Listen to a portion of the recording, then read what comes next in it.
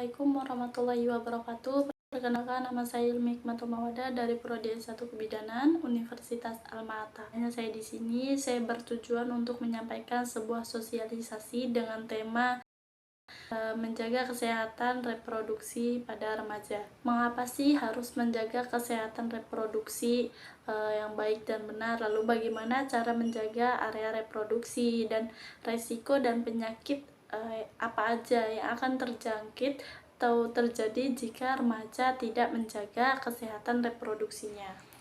Kesehatan reproduksi itu seperti apa sih? Nah, kesehatan reproduksi pada remaja ini mengacu pada kondisi fisik, mental, dan sosial yang optimal dari sistem reproduksi remaja, termasuk aspek-aspek kesehatan seksual dan reproduksi. Hal ini melibatkan pemahaman dan penerapan praktik yang sehat dalam hal hubungan seksualitas, perlindungan diri, dan perkembangan reproduksi selama masa remaja. Nah, lalu pentingnya menjaga kesehatan reproduksi pada remaja yaitu untuk memastikan remaja dapat mengalami perkembangan yang sehat secara fisik dan emosional, serta mengambil keputusan yang bertanggung jawab terkait dengan kehidupan seksual mereka. Sistem reproduksi pada remaja ini mengacu pada organ-organ dan fungsi yang terlibat dalam reproduksi manusia pada masa remaja. Selain melibatkan organ-organ seperti testis pada pria dan ovarium pada wanita, serta organ reproduksi seperti rahim, saluran tuba, dan vagina pada remaja. Sistem reproduksi mengalami perubahan dan perkembangan yang penting dalam persiapan untuk reproduksi dewasa. Nah, lalu pada remaja laki-laki, testis memulai memproduksi hormon seksual pria, terutama testosteron yang bertanggung jawab untuk perkembangan fisik sekunder seperti pertumbuhan otot, pertumbuhan suara, pertumbuhan rambut di wajah dan tubuh.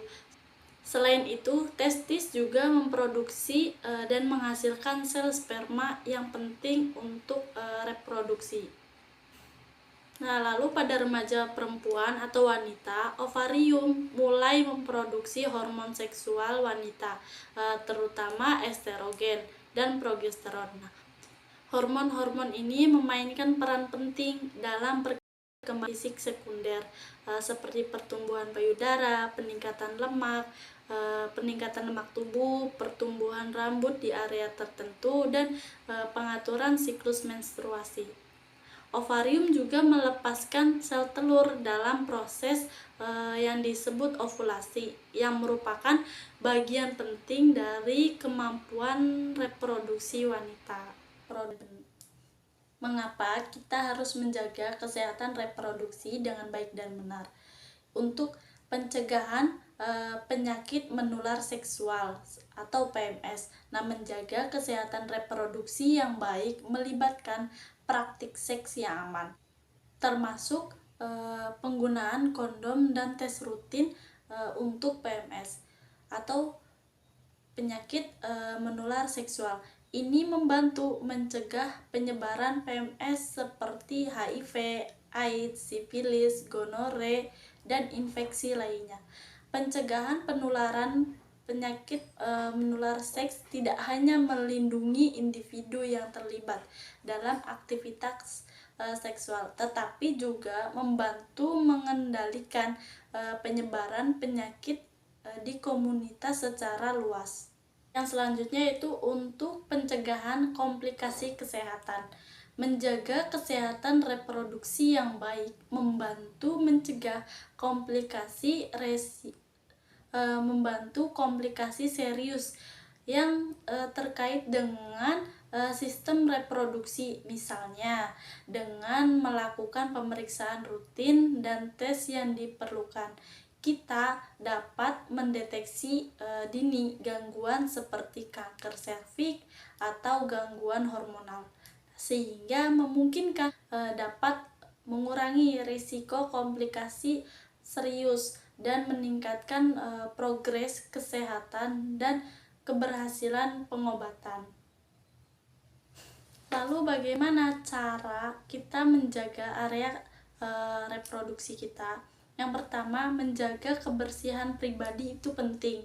Nah, membersihkan area reproduksi secara teratur dengan cara yang benar adalah langkah penting dalam menjaga kesehatan reproduksi.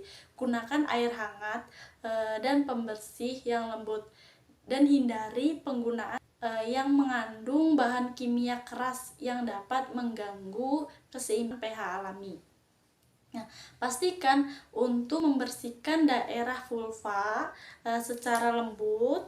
Ini sebagai contoh, daerah vulva kita bersihkan secara lembut dan dilakukan dari depan ke belakang. Seperti contoh ini dari bagian belakang mendekati anus. Nah, kita harus membersihkan dari depan ke belakang seperti ini.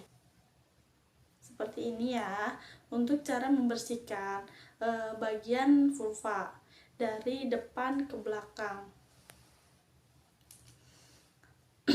Untuk apa? Untuk menghindari penyebaran bakteri dari anus ke vagina. Lalu yang kedua itu menggunakan pakaian yang sesuai. Pilih pakaian yang longgar dan terbuat dari bahan yang lembut seperti katun untuk membersihkan sirkulasi udara yang baik ke area reproduksi. Nah, hindari penggunaan pakaian dalam yang ketat atau terbuat dari bahan sintetis yang dapat memicu iritasi atau infeksi. Dan tes kesehatan reproduksi adalah langkah penting juga dalam menjaga kesehatan reproduksi, termasuk pemeriksaan panggul,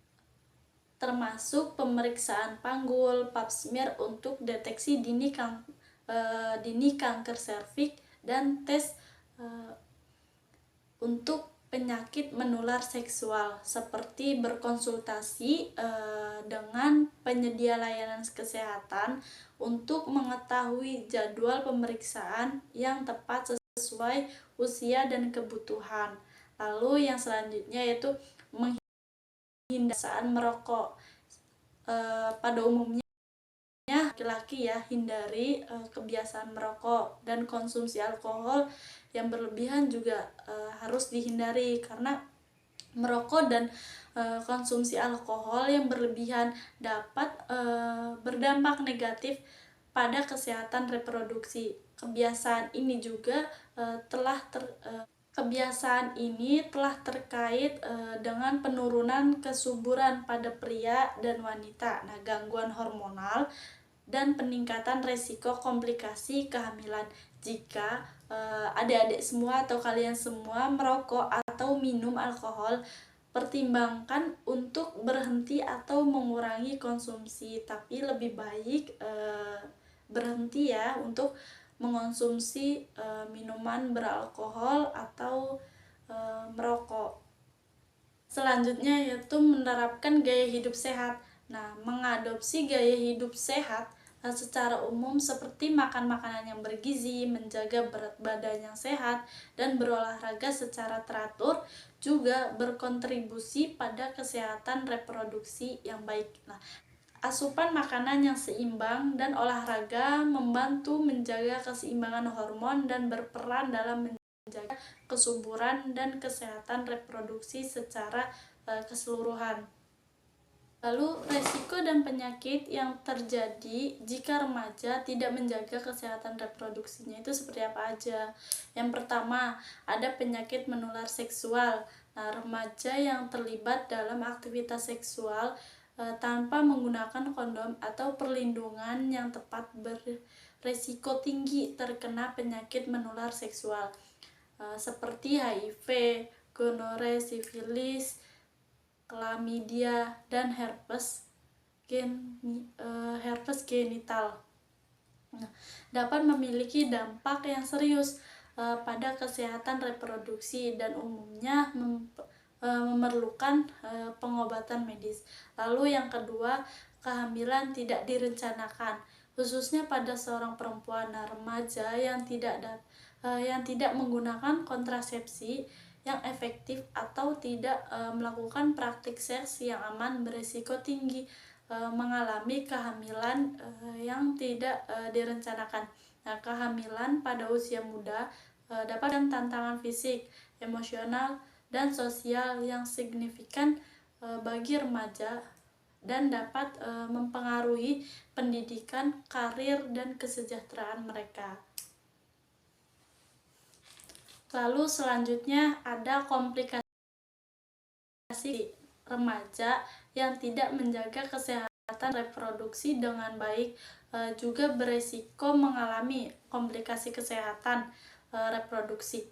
Ini termasuk infeksi saluran reproduksi, endometriosis, gangguan menstruasi, ovarium poliskitis, dan gangguan hormonal lainnya. Nah, pengabaian masalah kesehatan reproduksi pada remaja dapat berdampak negatif pada kesehatan reproduksi mereka di masa depan. Lalu gangguan psikologi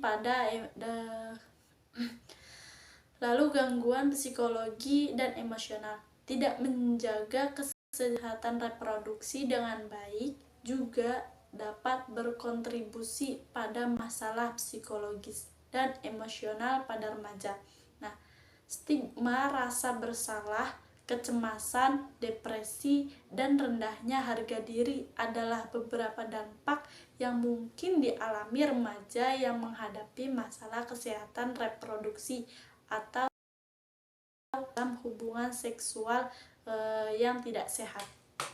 Oke, selanjutnya yang terakhir itu ada gangguan hubungan dan sosial. Nah, masalah kesehatan reproduksi tidak ditangani dengan baik dapat mempengaruhi hubungan kehidupan sosial remaja, seperti isolasi, penolakan teman sebaya, dan konflik dalam hubungan romantis dapat terjadi akibat masalah kesehatan reproduksi yang tidak ditangani dengan baik. Cukup sekian, kurang lebihnya mohon maaf. Wassalamualaikum warahmatullahi wabarakatuh.